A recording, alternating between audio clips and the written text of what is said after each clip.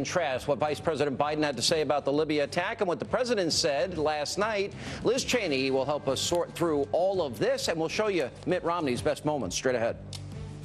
When people in the consulate first saw armed men attacking with guns, there were no protesters. Because why did that go on for what weeks? We were told by the intelligence community.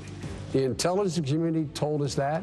And I told the American people in the world that we are going to find out exactly what happened, that this was an act of terror.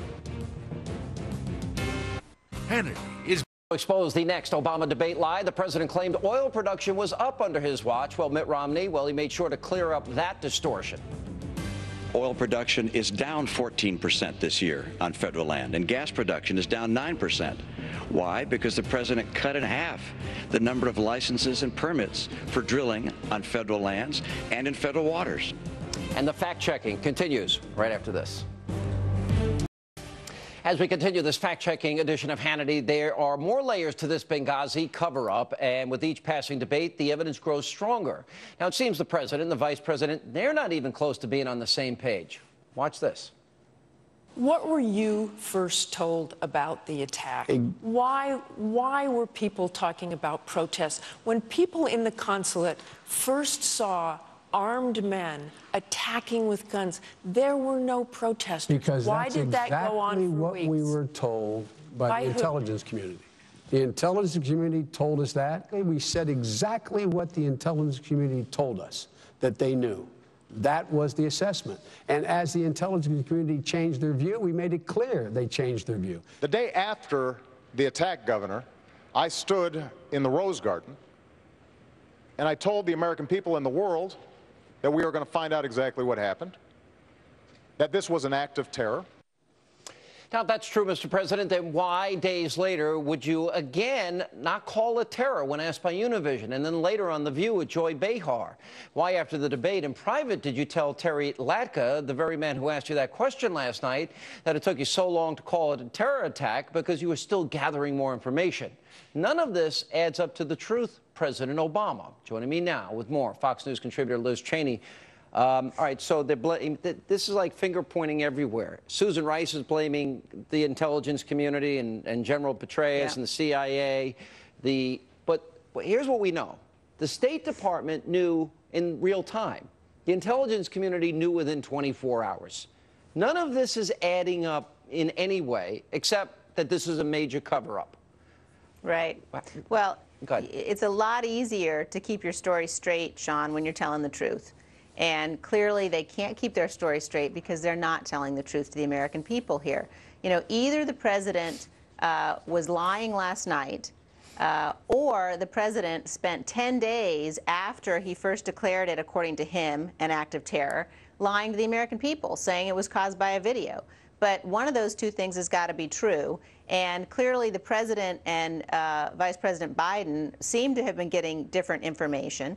It is a mess, and it's a mess because they're trying to cover up the fact that it was a terrorist attack, because if they admit that al-Qaeda is resurgent, that al-Qaeda was involved in attacking our consulate and killing our ambassador, then the president can no longer claim to be this effective national security leader. Our own Ed Henry reported tonight that the president's stump speech, where he was saying, oh, and al-Qaeda's on its heels and on their last legs, they've taken that out of their speech, out of the stump speech of the president.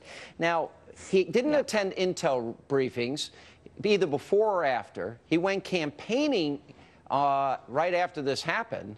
5 days after, we have, Jay Carney and Ambassador Rice saying that it was spontaneous and it was due to this YouTube video. 9 days later, he's saying the same thing. 14 days later, he's saying the same thing on The View. So now he's saying, well, to this other guy, well, I knew early on, but I couldn't tell the American people. No, he wants to have it both ways. You know, the other very interesting part of that answer last night, and Jen Rubin pointed this out today on her blog, was the president saying, as soon as I heard, I got on the phone and I told my national security team, these are the 3 things I want to have happen. Was there not a meeting? Did they not get the National Security Council together? Was he too busy heading out to Nevada for his fundraising, that he didn't pull together his national security team and say, get here right now so you can explain to me why we've got an American ambassador who's just been killed by al-Qaeda? Well, Chris Wallace asked David Axelrod the question, did he bring together his national security team? Chris, I can assure you that he spoke with all the appropriate people. But that means no. Let me translate that. And when pressed on it, he still gave the same answer. So why do you think that they are obviously in a cover-up mode here? They're obviously lying. The president was caught last night. And what impact do you think it'll have on the campaign? You know, I think it'll have very, very significant impact. A lot of people say, well, we're focused on the economy, we're focused on jobs.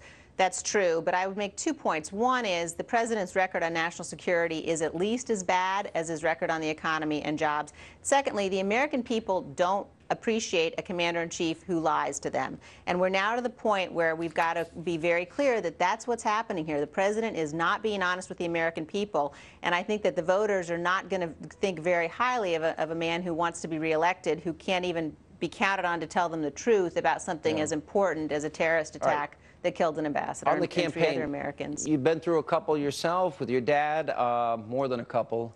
You see 51-45 Gallup today. What is your feeling?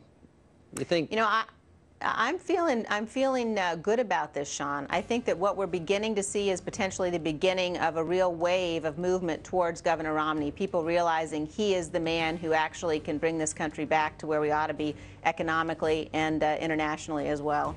All right, Liz Cheney, always good to see you. Thank you for being with us. Thanks, you too, Sean. And still to come tonight, Michelle Malkin. But first, Mitt Romney offered the most